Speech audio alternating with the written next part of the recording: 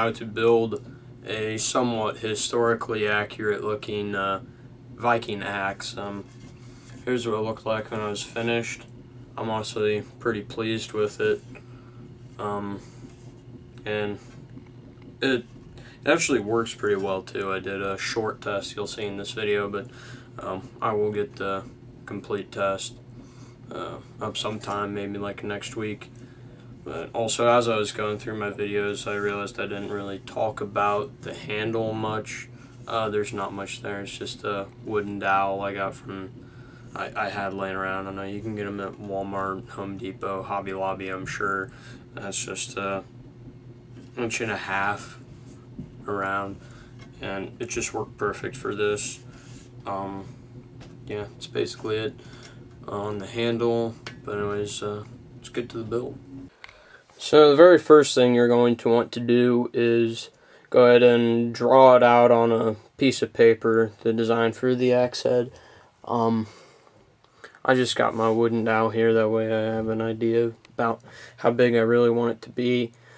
And I also taped two pieces of paper together, that way I could draw my design out. Can't really see it on here, but I'm trying to go with a somewhat historically accurate look to this. I know it won't be 100% historically accurate, but it'll look pretty close, I think. Once you have the design cut out and see here, it actually looks quite nice. What I'm actually going to do is I will be taking this part and wrapping it around the handle like that, but that'll probably be a little more difficult with a piece of metal, obviously, but still. This is the design I'm going to want. Next thing you're going to want to do is take your design template and trace it onto a piece of metal.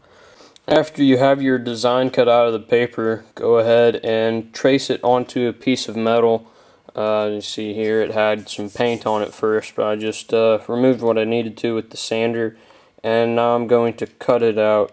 You can use either jigsaw or angle grinder, really whatever you want, but yeah, go ahead and cut it out. Well, I got it cut out, and it turned out that the jigsaw was actually a much better way of doing it. That's what I suggest you use, but turned out really nice, I think. I'm just going, now what we need to do is take this part right here.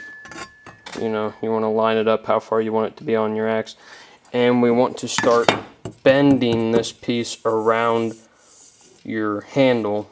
You don't actually have to use the handle to bend it. I'm just going to use a vise and start bending it, and hopefully get it to wrap around the handle. Alright, so how I bent it was I just took it and put it in the vise, used my hands, used hammers. It just takes quite a while. It's just a long process of putting it in the vise, bending, hammering over and over and over and over, and every so often you gotta take it and put it on the handle, make sure it fits out there. You see I'm using a metal pipe I found that was roughly the same size as the handle, so I can just kind of hammer it, that way it has a nice curved shape to it. Yeah, every so often go ahead and put the head onto your handle and test, make sure it's fitting how you want it to. Otherwise it's just going to be a major pain to try to get it to where you want it to be. But yeah, just a lot of hammering and bending. Well, yeah, that's what it is. But yeah, over and over until you get it to about where it needs to be, and then call it good. Well, I think that's just about as good as I'm going to be able to get it. It's just a lot of hammering, using the vise, bending as much as you can, and ended up being nice and tight to where I had to kind of hit it on the head with a hammer, and that's the best I'm going to be able to get it. So I think next step I'm going to take it back off because mine still got some paint on this other side. I only sanded one side of the metal, I guess, but I got to take off that paint, and then we'll get to the good stuff. I eat. Alright, well now guys, we will be staining the handle. Totally optional, but I want to stain it because I think that will just make it look a lot nicer. You can use whatever color stain you want. I'm not really sure what color this is, but hopefully it'll end up looking nice. Oh yeah, go ahead, put some newspaper down on the floor, that way if it drips, it doesn't get all over your shop floor. Well, after I got it all put on, it honestly looks wonderful. I really like the color, the stain it was. I didn't really have an idea what color it was, but it looks great. Real quick thing, what I did though, I could stain the whole thing all at once. I just hammered a little nail into the top and hung it from the rafters. That way I didn't have to do like half of it and then do the other half.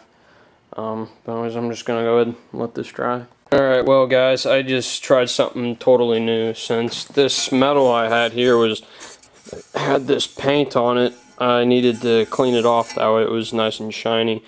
And what I did, I used this angle grinder with a sanding wheel on it, and it just worked wonderful. So much faster, and it looks so much better than just a electric sander. It just looks so nice.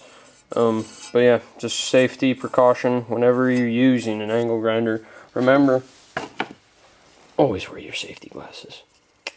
Right now, well, we already have this all cleaned up, so go ahead and it's time to sharpen it and put a nice edge on it. Alright, so you see, well, I guess you can't really tell that good here in the video, but I've honestly got a pretty dang nice edge on this. It's pretty dang sharp. What I want to tell you guys is don't just use your angle grinder to get it sharp. First off, use the angle grinder to get the good angle for it, and then finish it off with a nice file. I've got a whole set of nice files, which the file will really get you your real sharp edge on there. But yeah, use files, really helps. Alright, so now that you have your handle stained and your head all sharpened and everything, go ahead, put it in the vise just like this and drill a hole through it, and that's when you'll be putting your bolt in. Alright, so along with the bolt, I'm going to be putting some epoxy in here to help hold it on. You see, epoxy has just got two parts. You mix it up, a little piece of cardboard, a little piece of tie wire, and just mix it up. Spread it on here, then put the head onto the handle and put the bolt in.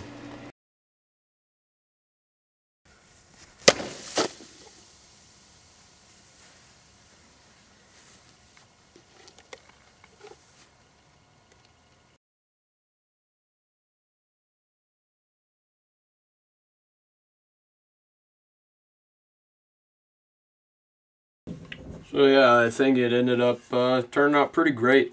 I'm really pleased with it.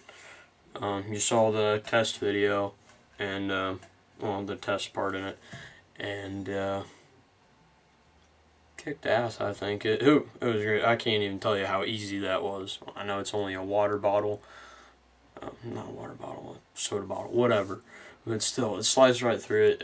It did great. I'm really happy with it. Just one more thing to show you here. Along with the bolt, I have a little washer on here. You don't have to do that, obviously, but I put it on there. What I do is I just kind of put it in the vise and just beat it with the hammer, and like same deal as this, and that way I could get it all curved. That would kind of, I don't know, go against there nicely, whatever, you know. Yeah, that's basically it for the Viking Axe.